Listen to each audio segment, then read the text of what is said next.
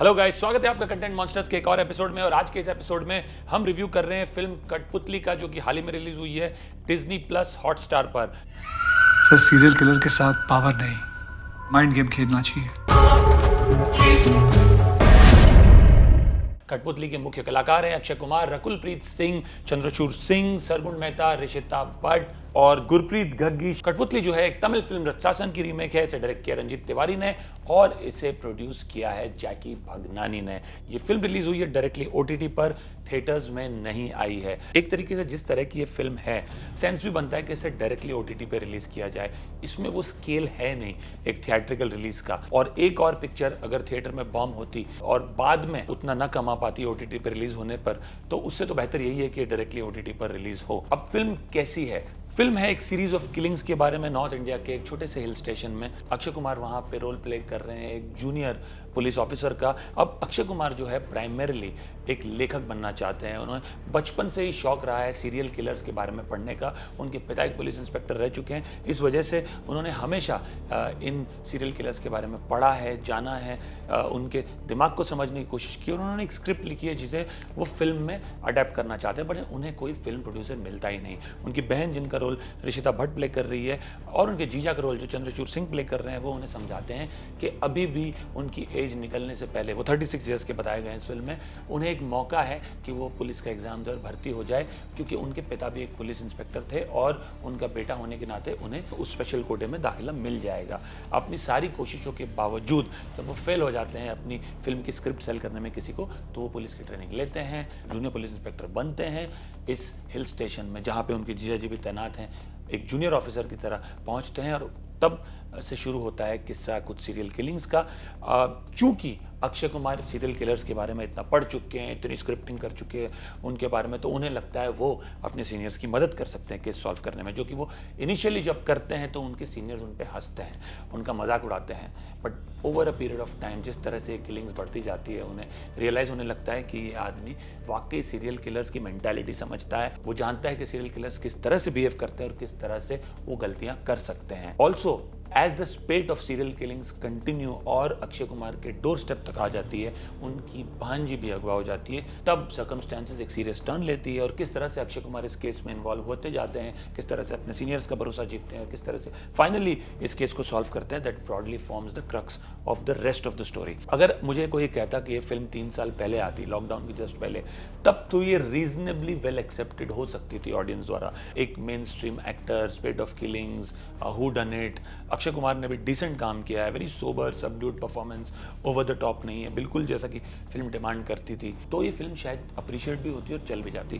But over the last 3 years इतना ज़्यादा content आ चुका है ओटीटी स्पेस में, खास करके इस सीरियल किलर और हू डन इट स्पेस में भी, कि ये फिल्म काफ़ी फीकी लगती है। अब जब मैं ये देखूं कि पिछले ही हफ्ते दिल्ली क्राइम सीजन 2 रिलीज हुआ है और वो भी सीरियल किलर्स पे बेस्ड है, तो वो कहाँ और ये कहाँ, ज़रा भी डेप्थ नहीं, ज़रा भी ग्रेविटास नहीं इस फिल्म में, तो ये फिल्म पूरी तरह से फेल होती है। ऐसी कई फिल्म इस जॉनर में आ चुकी है, वेब सीरीज भी आ चुकी है, अरान्याक, डायल 100, कॉलर बॉम्ब, वही घिसा पिटा फॉर्मूला, एक स्पेट ऑफ किलिंग्स, समझ नहीं आ रहे लोगों को कि कौन है, दहशत फैली हुई है और फाइनली एक ऑफिसर आके या कपल ऑफ ऑफिसर्स आके इसको सॉल्व करते। तो कुछ भी नयापन नहीं है इस फिल्म में, उसका सबसे बड़ा ड्रॉबैक है। दूसरा प्रॉब्लम, रिलेटेबिलिटी नहीं है। अब अक्षय कुमार प्ले कर रहे हैं एक 36 ईयर ओल्ड, जब वो खुद 55 साल के हैं, बिल्कुल बात हजम नहीं होती।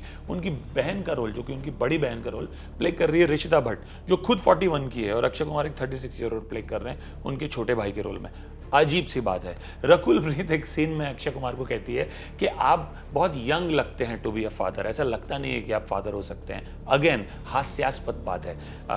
55 साल का आदमी उन्हें यंग लग रहा है कि वो फादर नहीं लगता उनको। सो ये कुछ चीज़ें बहुत ही अजीब है। और द फैक्ट के बचपन से अक्षय कुमार को इंटरेस्ट रहा है सीरियल किलर्स में, और इस वजह से वो एक सीरियल किलिंग केस सॉल्व कर सकते हैं, वो भी इतनी बड़ी उम्र में पुलिस फोर्स ज्वाइन करने के बाद। ये तो वही बात हो गई कि राम गोपाल वर्मा मुंबई पुलिस को हेल्प कर रहे हैं एक अंडरवर्ल्ड गैंगस्टर को पकड़ने में, बिकॉज उस लिहाज से तो राम गोपाल वर्मा ने भी बहुत ज़बरदस्त रिसर्च की है गैंगस्टर्स पर, इतनी फिल्में बनाई हैं, तो मुंबई पुलिस को तो उनकी मदद लेनी चाहिए केस सॉल्व करने में। तो ये सब बहुत ही नौसिखिया लगता है। I mean it's really amateurish to believe that just because a person person has been interested in serial killers all his life, he's written a script around serial killers and he joins the police force so late in life, can he crack the case so easily? और इतने senior inspectors उसे crack नहीं कर पाते. Also jealous senior police officer जो एक दूसरे के खिलाफ काम कर रहे हैं, क्योंकि उन्हें हजम नहीं हो रहा है एक जूनियर ऑफिसर कोई अच्छे आइडियाज़ दे रहा है केस सॉल्व करने के लिए. ये सब सारे घिसे पिटे ट्रोप्स हैं जो आज के दिन में बिल्कुल ऑनेस्टली मायने नहीं रखते. तो ये दूसरा सबसे बड़ा प्रॉब्लम है इस फिल्म का, रिडल्ड विद क्लीशेज. तीसरा सबसे बड़ा प्रॉब्लम है इस फिल्म के साथ ये है, जो कि हर बुरे हू डन इट के साथ होता है, कि जब फाइनल रिवील होता है आइडेंटिटी किलर का, वो बहुत ही अटपटा लगता है, बिकॉज उसका मेन कहानी से उतना कोई लेना देना है नहीं. Also the reason that you get for the spate of killings that the serial killer is involved in is very very flimsy. You expect better drama towards the end. You expect कि जो आपको पता चलता है वो आपको वाकई चौंका दे और आपको थ्रू आउट द फिल्म ये क्यूरियसनेस हो कि कौन हो सकता है, और फिर जब वो फाइनल रिवील हो आपको उतना ही ड्रामेटिक लगे. बट ऐसा कुछ होता नहीं है. जब फाइनल रिवील होता है, जैसे कि कह सकते हैं बहुत ही फुस है, ये फिल्म में ज़रा भी वो दम नहीं है. आज जैसे जब मैं अच्छे हुडनिट्स की बात करूँ, चाहे वो तीसरी मंजिल हो या गुप्त हो, अक्षय कुमार के खिलाड़ी हो या अजनबी हो, इन सभी के सामने ये फिल्म बहुत बुरी तरह से फेल हो जाती है. तो वो भी एक प्रॉब्लम है इस फिल्म के साथ. चौथी सबसे बड़ी प्रॉब्लम है इस फिल्म के साथ कि ना तो इसमें गाने अच्छे हैं, ना इसमें ह्यूमर एलिमेंट कोई खास है. ये दो चीज़ें भी बहुत इंपॉर्टेंट रोल प्ले करती है हू डन इट में भी, जो आपको रिलीफ दे एक फिल्म के अंदर. तो इसमें ऐसा कुछ भी नहीं है. So all in all I would say, हालांकि एफर्ट सिंसियर है एटलीस्ट अक्षय कुमार का, आई होप कहानी पे ज़्यादा फोकस किया होता उन्होंने. एंड कहीं ना कहीं यही प्रॉब्लम है कई हिंदी फिल्म्स की जो हाल ही में रिलीज़ हो रही है. कहानी अच्छी नहीं है, चाहे कलाकार ने अच्छा परफॉर्म क्यों ना किया हो. अक्षय कुमार की परफॉर्मेंस, जैसा कि मैंने कहा, सोबर है, सिंसियर है, but it is not enough to salvage this absolute miss of a film. Direction भी मैं कहूँगा वीक है, क्योंकि आज वही चंद्रचूड़ सिंह आर्या में इतने इफेक्टिव थे जब राम माधवानी का डायरेक्शन था, वही चंद्रचूड़ सिंह यहाँ एकदम ही इनइफेक्टिव है. मैं एक सिंपल एग्जाम्पल देता हूँ. जब अक्षय कुमार की भांजी और चंद्रचूड़ सिंह की बेटी का किलिंग होता है इस सीरियल किलर द्वारा, the breakdown scene between the two चीजा साला में, वो इतना पेल और ब्लैंड है कि you absolutely don't feel anything for them. अगर इतना भी इमोशन वो इवोक नहीं कर पाते हैं आपके अंदर एज अ व्यूअर, जब उनके घर में डेथ हुई है, तो आप सोच सकते हैं कि कितना पुअर डायरेक्शन रहा होगा. It is meant to be a very emotional scene, it is meant to be a scene where you really empathize with the characters, but you end up feeling nothing. That's how bad it is. I would give this film a rating of 4 on 10, and like I said, primarily Akshay Kumar की sincerity की वजह से, but otherwise this film is a huge letdown. I think इन्होंने बहुत समझदारी का decision लिया कि इन्होंने इसे डायरेक्टली OTT पर रिलीज किया. That's all from my side. अगर आपने ये फिल्म देखी है तो ज़रूर हमें बताइए आपको कैसी लगी, आप हमारे रिव्यू के साथ सहमत हैं या नहीं. आपके कमेंट्स हमें ज़रूर बताइए कमेंट सेक्शन में नीचे.